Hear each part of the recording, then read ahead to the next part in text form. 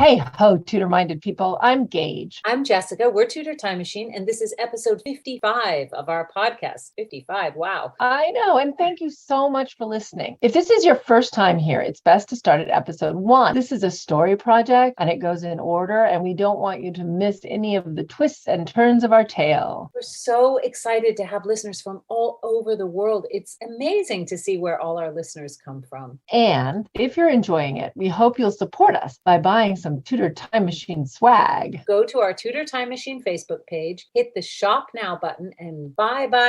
You can get a Do You Tudor t-shirt. They're so cute. Or a Tudor Time Machine logo sweatshirt. And you'll be supporting us at the same time, and we really appreciate it. And actually, this episode, it is the first time, sadly, that Jessica and I have not been able to be in the same location to record, and we're doing it over Zoom.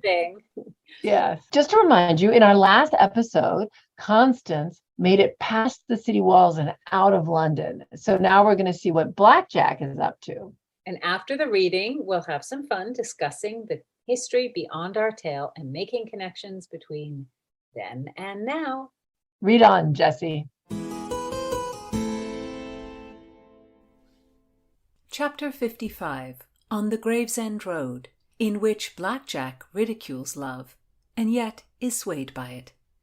"Spirito del potente cannot plod as your mount does," Sir Henry Lee crowed, as for the 100th time his stallion reared on its hind legs and hopped forward. "Regard the caporal." Blackjack was impatient.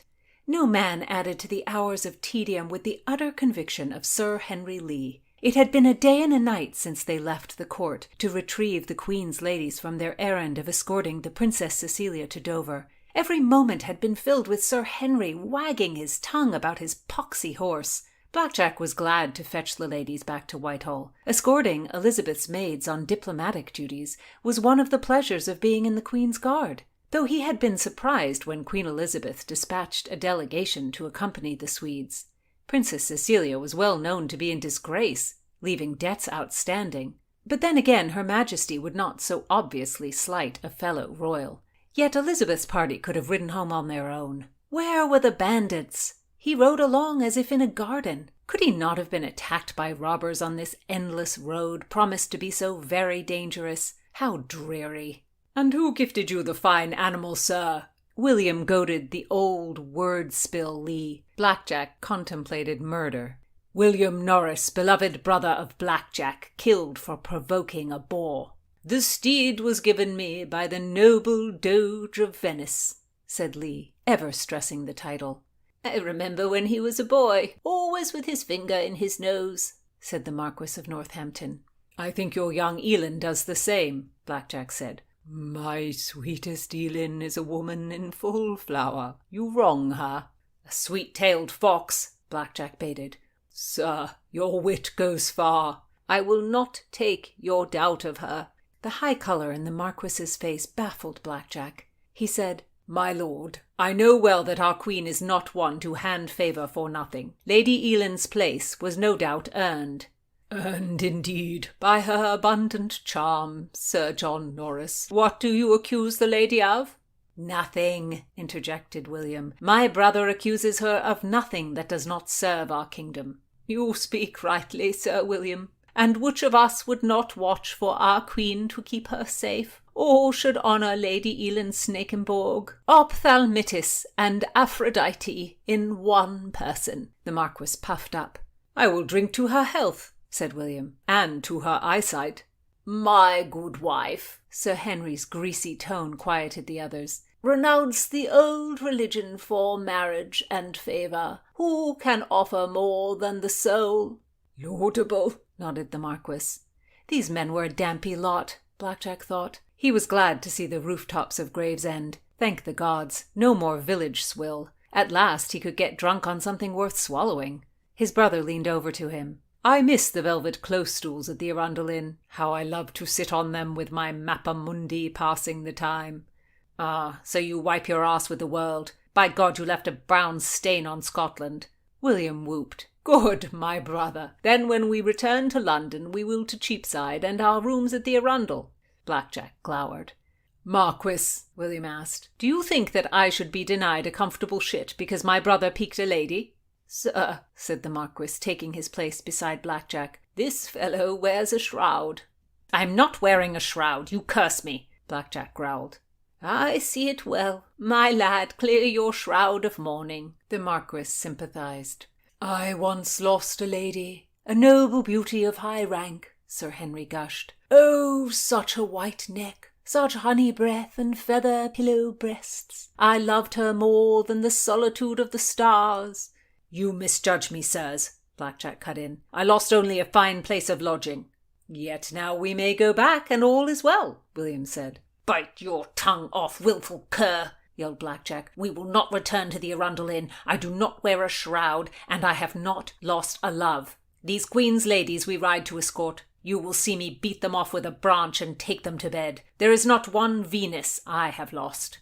Lady Elin Snakenborg will not cast an eye your way. She is to be my wife, was nobly spoken by the Marquis. Old man, Blackjack said, these ladies think I am the finest they have ever seen. God's blood, what are you about? William had lunged at him from his saddle. The Marquis is your better brother, William scowled. Avaunt, nosewipe, said Blackjack. Settle yourself, William insisted. The Queen expects us to lead her ladies back to Whitehall, not to ravish them. Young men are not suited to this work Her Majesty bestows, Henry Lee lamented to the Marquis, spurring Spirito del Potente to jump up and kick out its back legs as an emphatic punctuation. Sir, my brother and I are honoured to be here, said William. Blackjack grimaced as Spirito del Potente's great dancing high step drew clapping and laughing from the amused townspeople of Gravesend. There, called out William, the Cornish chow, best Malmsey in Kent. Cobham House, where the ladies tarry, is a stone's throw from here. Let us ride on, the Marquis urged. I am parched, whined William. Pinchfist Cobham will not give us a draught. It is good Malmsey, Marquis, said Sir Henry. Not as fine as my own, but it shall serve. I would stop. I too, Blackjack said, dismounting and turning over his horse to the groomsman. I am loath to pause, insisted the Marquis.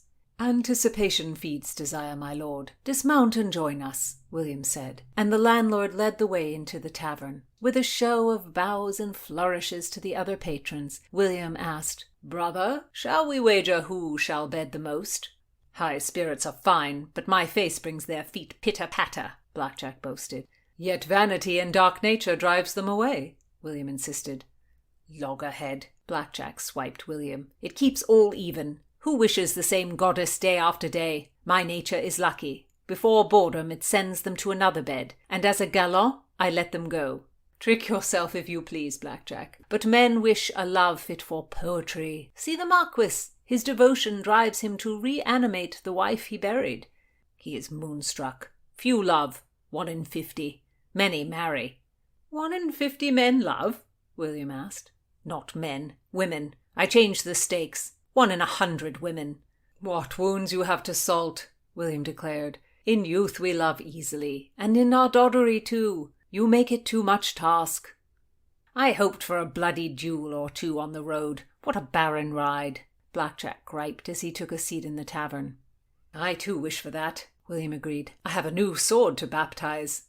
Go to Scotland to spill your blood if you would, said the Marquis. Death loves valour. Sir, I know you not. What is more glorious than the battlefield? William asked. The kiss goodbye from your sweetheart is far more, Northampton answered. Blackjack felt smothered by this obsession with love. A man's heart is best served by the sword. Mens regnum bona possidet, Sir Henry Lee quoted. Seneca. Blackjack shuddered. He had had enough Latin jam down his throat to last a lifetime. Oh, God, for some action! Was his life to be nothing but dull plodding? Blackjack pushed back, noting the room, the tavern. Business was quick, the tables full, the guests drinking. Philomena's place was snugger. The beer, more fragrant. It was superior to this. If he wanted to satisfy his need for comfort, he should return to the Arundel Inn. Turning to hail the barkeep, he noted a tall man, as tall as the tower, passing coins to the innkeeper. Yet it could not be the tower, Blackjack reasoned. Why would the servant find his way here? My pardon, Blackjack said, and rose from the table. He followed the man, making for the stables. He thought to call out, but something kept his mouth closed. Walking into the stable, he confronted the figure. It was the Tower, sword drawn and in a ready stance. My lad, what brings you to Gravesend? An errand for my mistress. Indeed, and I see white stockings and Magnus Nassus, but they are not bridled. You must need fresh horses for your charge. The Tower made no answer, but countered as Blackjack tried to get a closer look at the hooded boy who sat astride the inn's horse. What is your name? The figure shied away. Who are you? Blackjack demanded. The person is not for your eyes, sir. The Tower was resolute. Would you strike me, good lad, to protect this person? Sir, I know my duty. Blackjack studied the scene. Philomena's most trusted guard and the small hooded someone, sagging with exhaustion, the hair raised all over his body. It was no boy on the horse. Philomena, show yourself. It is not my mistress, sir, the Tower insisted, but she bid me on this errand. The form was so meagre. Remorse filled Blackjack, his temper so wild, his judgment like an axe. Was that tiny thing his Philomena wasted away from love of him? He said, Philomena, we were once friends, my lady. Let me escort you where you must go. We must pass, sir. I would you step by, the Tower insisted. Why will you not speak? Blackjack said again. It was unlike Philomena to hold her tongue. She feared her voice would quake. Or could it be that she had not the strength to fuel her voice? Or did she fear his condemnation of a face ravaged by this heart-sore illness? It was not for beauty alone that he loved her. That was but one piece of the mosaic. Philomena, I will take you to the physician. Something has affected you. You are weak. Come, dismount.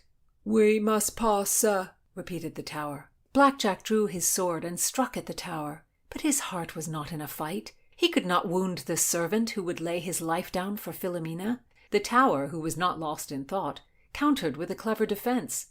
The servant had a strong arm, Blackjack had to admit. Halt! Cried the rider, flinging up her arms. The hood slid from her face. Hell's fury, you! Constance Stonner, you! Bellowed Blackjack. You what? You blood boil! Hold! Cried the Tower, sword aloft and dagger drawn. I bring you joyous news, Constance shouted. The Tower leads me to exile. I will sail away forever. I will be gone forever. You flee, disguised. Who seeks you? Sir, I beg you, let us on our way. I swear I will cross the channel. My duty to the Queen's Guard demands I do not credit your word. Blackjack was clear-eyed to Catholic slipperiness. This girl was not the sort who took voyages. She had another plot. No one feels your loyalty as I do, Constance said. I admire your vow to Her Majesty, but, good sir, I shall away. So very far it might as well be to the very end of the earth. I shall never darken England again. You are deception itself. You led astray dear Philomena, weaving lies and wrongs. He felt a terrible twisting inside, facing this girl and saying Philomena's name. Perhaps he should just stab the Stonner and get it over with. You wrong my friend. She has known nothing but a search for a trinket to divert young ladies. He did not want to discuss his love with this Salome, and yet he did. Philomena sends you here. Only so I may depart. It is my own punishment. You have done something evil that you put this to yourself. But Philomena has done none of it. Let me pass, I beg you, sir. Let me sail away while I am resolved to it. For the first time Blackjack saw how young this Constance Stonner was, her small hand covering her eyes like a child at her game, tucking a lock behind her ear, ready to proclaim to him to be reasonable. He saw she was a soldier too. Sir, she sobbed, I have wronged you, and more than that I have wronged my friend who loves you. But I crave your mercy. Blackjack wanted to drop his stance and ask her what Philomena had said about him. Did she love him still? Instead, he filled his role, taking an attack stand. You flee. I must drag you back, stand you before a judge, and let him determine your fate. The Tower lifted his sword. Yet it was not the giant youth that stayed Blackjack's hand, nor this pathetic girl. It was Philomena. How could he haul this poignant Constance Stonner back to London to be hanged or imprisoned? Philomena would never forgive him, and by the laws of love she would be right not to. But they were not in love any longer. They were not friends. They did not speak. They were nothing. He straightened up and sheathed his weapon. Go your way. The tower retained his en garde stance, and the girl had a quizzical look, as if she had misunderstood. Fare you well, Mistress Stonner, or die on the way, Blackjack said. Pray God I never see you again.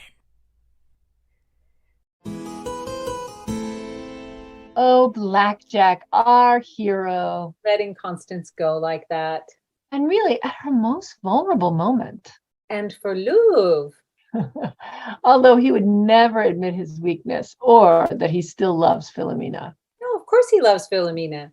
And actually, this road trip our manly courtiers are on in this section, it's based in fact. In April 1566, Queen Elizabeth was happy to get rid of Princess Cecilia because she was just too intense a partier. And owing everyone money for those parties. Cecilia wanted to get out of town. Yes, but there was still a protocol for these things, for a royal leaving town. And Elizabeth liked to do things the way they should be done. So she sent a delegation of some of her ladies in waiting to accompany the princess and her household to Dover, where they were bound to ship off to the continent and leave her alone. And Elin von Snakenborg was one of those to accompany Cecilia to Dover, but she did not return to Sweden with her princess. She just waved goodbye and said, later for you, Vasa. Yes, she was destined for big things at the court of Elizabeth, becoming one of Elizabeth's favorites. Oh no, here we go again with the favorite thing. Everybody, when you read about them historically, is somebody's favorite. And who knows if she had a favorite? We do not know. And her favorites probably changed all the time. Thinking about Elin's state of mind at this point, on this day when her princess sailed away, do you think she was pleased to stay in England? I do think so. I'm sure it was nerve-wracking to see all of her Swedish compatriots sail off at the White Cliffs. And she was so young. She was maybe 16, but England had a lot of opportunities for her, and clearly she had already made a good impression.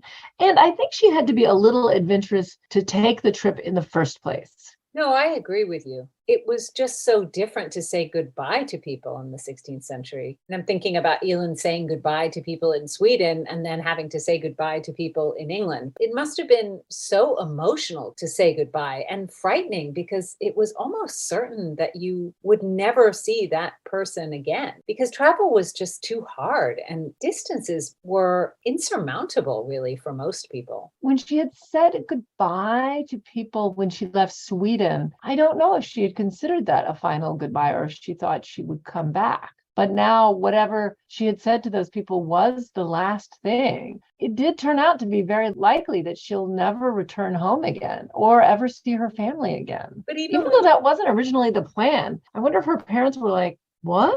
There actually are some very interesting letters to her mother. Remember we found those letters to her mother and she's sort of like, Mother dear, I'm not coming back. Oh, mother dear, I'm going to marry the Marquis of Northampton. You know, I think about the teenage Mary Queen of Scots setting off from the sophisticated court of France to be queen of this wild country, Scotland, she hadn't seen since she was an infant. Or 15-year-old Catherine of Aragon setting off for grey England from her home in sunny Spain, where all her family was, her big family, you know, never to return. And she must have, in both those instances, those queens must have really had a sense that they weren't going to go back. And what about less illustrious people? Sure, of course. Laborers who had to leave villages for opportunities in the city, and they couldn't afford to go back and visit the friends and families they had left behind. There was no WhatsApp. Or a web call or Zoom. You were separated from people in such an extreme way. Jessica and I, we live on opposite sides of the country. But we still managed to talk every other day or so. And sometimes for a very long time, because not everyone wants to have long conversations about Tudor history. So we have to call each other. We have to call each other. Yeah, imagine if you sailed away from the one person who liked to talk about Tudor history with you and you could never talk to them. I guess you had to send really long letters. I don't know. I think about that sometimes. Like, do you think the permanence of separation affected people psychologically? I mean, do you think they were conditioned to be less attached to other people? I think of people as historically being more attached to their families, but I wonder if these sort of separations made people sort of psychologically less attached to their families. Maybe so, because some part of you probably understood that life expectancy was so much less. And it would have just been unbearable to have people leave. I mean, no one really leaves your life now. You could, even if you don't want to talk to them, you could see what social media they're on and just sort of check in. In a way, I think also that reverse is true, because look at Blackjack. He lets Constance go because he's very confident that once she leaves England, she will never manage to get back. She's going to be dead to him. He thinks he'll have Philomena all to himself. Constance will be out of the picture and that whole problem will just be solved. It will be over. Gone. It'll be over. Yeah. And whatever her feelings about what's over in her life and whether she'll ever see her Swedish compatriots again, Elin, as we know, historically headed back to London, now officially in the service of Queen Elizabeth. And at that point, she was all but formally betrothed to the Marquis of Northampton, which was a pretty incredible coup for her. And we know from historical documents that this party actually broke up their journey with a stop at the home of William Brooke, the 10th Baron Cobham. I don't know if it's just to be expected because the aristocracy was just so entwined with each other. But William Brooke was the brother of Elizabeth Brooke, who was the Marchioness of Northampton, who had been married to William Parr before she died, and who everyone said Elin looked like. And often people would say that William Parr liked Elin because she looked like his wife that passed away, who he apparently was very in love with, and who was also Elizabeth's favorite.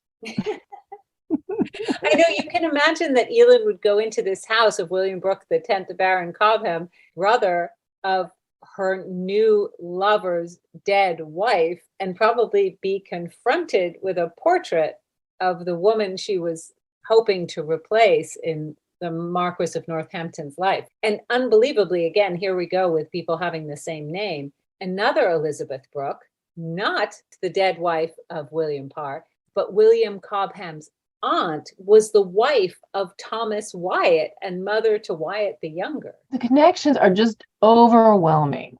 Yes, and Elizabeth Brooke and William Brooke's great-grandmother was a Boleyn on her mother's side. So actually all of these Brookes are related to Queen Elizabeth.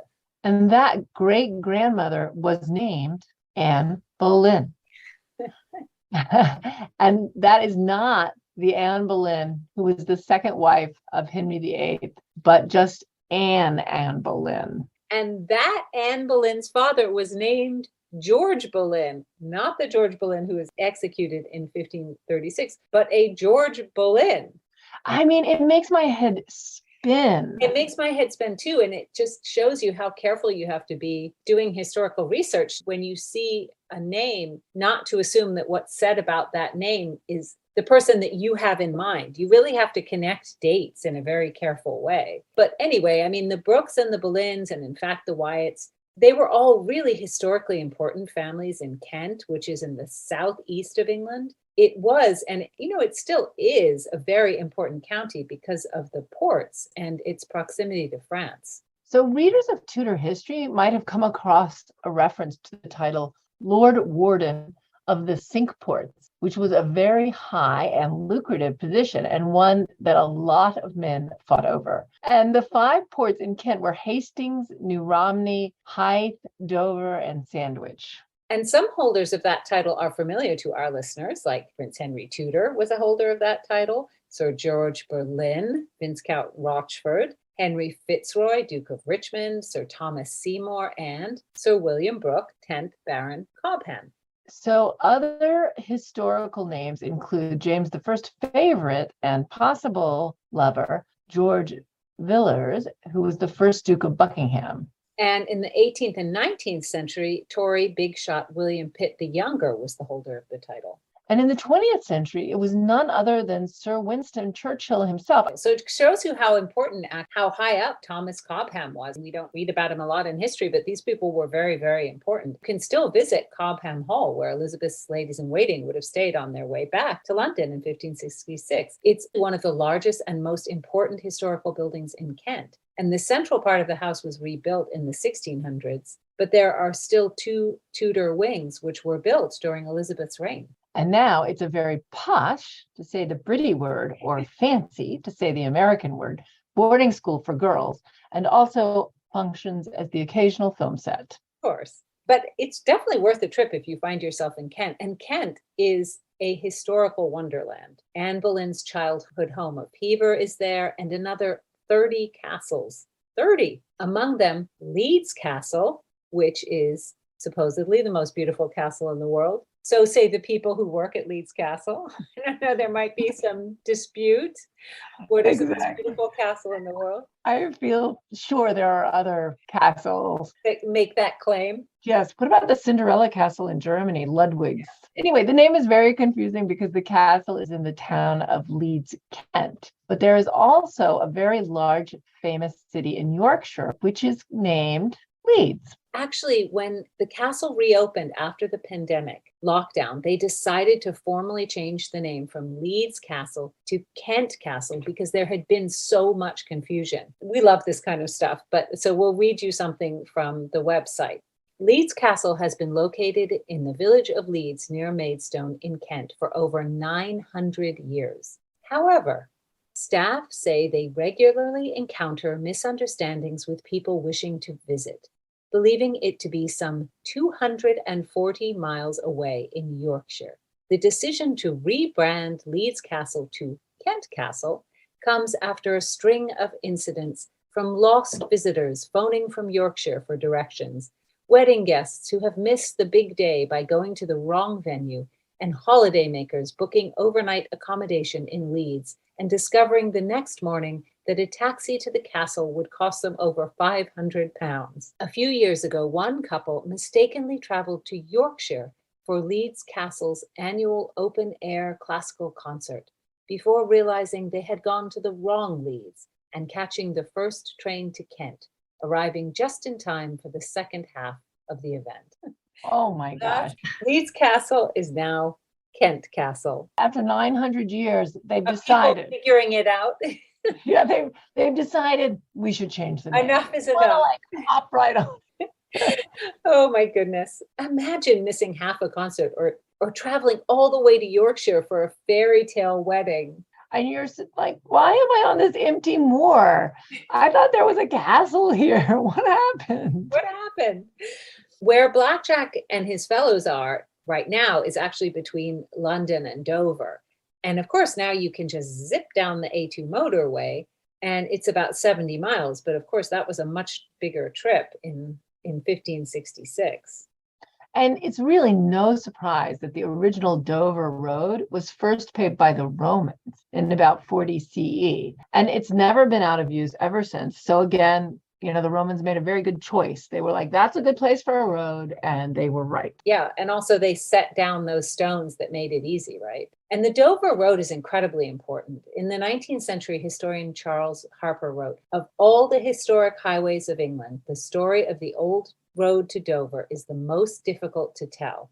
No other road in Christendom has so long and continuous a history, nor one so crowded in every age with incident and associations. Well, if you're coming from 40 CE, you have a lot of time to cover. And in the Tudor period, people lucky enough to be able to afford horses could maybe make the trek in one day, but not without changing horses a few times along the way. Right, because a horse can gallop 25 to 30 miles an hour, but not one individual horse cannot keep up a gallop for 70 miles. And it's just, I think it would be almost inconceivable. And I think it would have been a very difficult road to really gallop on. Yeah, maybe with carts and merchants and everyone on the road and just how loose it must have been. Exactly. And some of the major towns along the Dover Road are Gravesend, Rochester, Dunkirk, and Canterbury. So inns like the Cornish Claw in Gravesend grew up as places for travelers to get fresh horses and possibly spend the night. And most of the people traveling the Dover Road would be on foot, which made them very vulnerable. The crime scene in Shakespeare's Henry V takes place along the Dover Road. Yes, in Gad's Hill, which is about 25 miles from the start of the road at London Bridge. And by the way, Gad's Hill is also where Charles Dickens lived once he got rich and famous. Shakespeare has Prince Hal's sidekick, Ned Poins, plan a robbery along the route because it was known to be a road frequented by rich travelers. And Poins says, "But my lads, tomorrow morning by 4 o'clock early at Gad's Hills, there are pilgrims going to Canterbury with rich offerings and traders riding to London with fat purses. I have vizards for you all. You have horses for yourselves. Gad Hill lies tonight in Rochester. I have bespoke supper tomorrow night in Eastcheap. We may do it as secure as sleep. If you will go, I will stuff your purses full of crowns. If you will not, tarry at home and be hanged." For staying home. He's like, there's no reason not to rob these people. There's rich people going to London and there's pilgrims going to Canterbury. We will have our pickings. So let's go rob these people. And that's also why pilgrims to Canterbury stuck together. That's why they all got together to do it, because it was safer. There were two types of robbers on the English roads: footpads, who robbed pedestrians, and highwaymen, who robbed people on horseback or in carriages. I know footpads sounds like slippers, but to the Tudors, they were actually very dangerous. In the Tudor period, most of the robberies along the Dover Road were by footpads. Most people were on foot. So the pilgrims were on foot and the footpads were on foot. And, they didn't really like carriages very much at that time. They were incredibly uncomfortable because of the unevenness of the roads, and also because carriages, they weren't regularly made with springs. So it was a very painful and bumpy ride. I read that Elizabeth I rode in a carriage to open Parliament in 1571, and she found the road so uncomfortable that she never rode in a carriage again. Probably true. And she liked to ride on horseback or to be carried on a litter, either by two men or for longer rides on a litter slung between horses. That was sort of the way she usually traveled. So carriages really came in England in the 1660s during the restoration of King Charles II. So it's really quite a while before the carriage thing catches on. Were the roads improved under Charles II? Is that why? Yes, and also the technology of the carriages with springs was better. So there were often multiple people traveling in one carriage. But that also made them prime targets for highwaymen. Stand and deliver. Your money or your life. Blackjack is actually hoping for some action on this 20-mile ride return to London. He wants some feisty footpads to fend off. He wants to brandish his sword. And Constance and Charles still have a long way to get to Dover. Yeah, so they're also at risk of being robbed. And they're still about 50 miles to Dover from Gravesend. But we'll follow them en route in the next episode. So tune in next time for more Times Riddle and more Tudor-minded talk.